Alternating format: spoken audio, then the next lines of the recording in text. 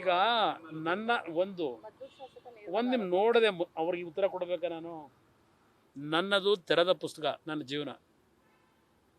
ನನ್ನ ಜೀವನದಲ್ಲಿ ನಾನು ಏನೇನು ನಡ್ಕೊಂಡಿದ್ದೇನೆ ವಿಧಾನಸಭೆ ಕಲಾಪದಲ್ಲೇ ಪ್ರಸ್ತಾಪ ಮಾಡಿದ್ದೇನೆ.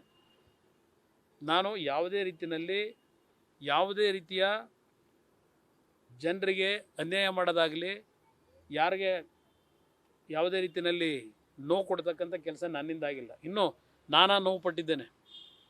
ನಾನು ಪಟ್ಟಿರ್ತಕ್ಕಂಥ ನೋವು ಗೊತ್ತು. ಆ ವ್ಯಕ್ತಿ ಬಗ್ಗೆ ಯಾಕೆ ಚರ್ಚೆ ಮಾಡ್ತೀರಿ? ಆ ವ್ಯಕ್ತಿಗೆ ಉತ್ತರ ಕೊಡಲ್ಲ ನಾನು. ಬ್ಯಾಕ್ಗ್ರೌಂಡ್ ಏನು? ಶ್ರೀಲಂಕೆ ಯಾಕೆ ಕದ್ದೋ 1 ತಿಂಗಳು ಜಾಮೀನು ಸಿಗೋವರೆಗೂ ಸೌಸ್ಕೊಂಡಿದ್ರು. ಅವೆಲ್ಲ ಈಗ ಬೇಡ. ಅದು ಏನಿದೆ ನನ್ನ ವೈಯಕ್ತಿಕವಾದ ಬದುಕು, ಅದನ್ನು ಇಡಲಿ, ಅದಕ್ಕೂ ತಯಾರಾಗಿದ್ದೇನೆ. ಮಾತಾಡಿಸ್ದವ್ರೆ 5 ಜನ ಯಾವ್ಯಾವ ಶಾಸಕರು ಸೇರ್ಕೊಂಡು ಯಾವ ಕಿಂಗ್ ಪಿನ್ ಇದ್ದಾರೆ, ಅವ್ರ ಮನೇಲಿ ಏನೇನು ಚರ್ಚೆ ಮಾಡಿ ಏನೇನು ಸಾರ್ವಜನಿಕ ಚರ್ಚೆ ಮಾಡಬೇಕು ಅಂತ ಡಿಸಿಷನ್ ತಗೊಂಡಿದ್ದಾರೆ, ಯಾರ್ಯಾರು ವಾಗ್ದಾಳಿ ಮಾಡಬೇಕು ಅಂತ ಡೈರೆಕ್ಷನ್ ಕೊಟ್ಟಿದ್ದಾರೆ, ಎಲ್ಲ ಗೊತ್ತಿರೋ ವಿಚಾರವೇ.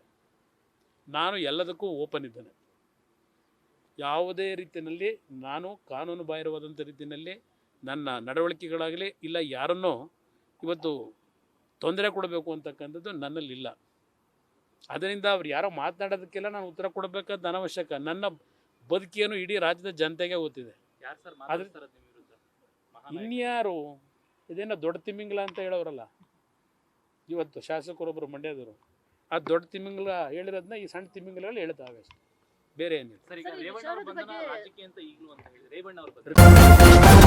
ನ್ಯೂಸ್ ಫಸ್ಟ್ ನಿರ್ಭೀತಿಯಿಂದ ನಿಮ್ಮ ಪರವಾಗಿ.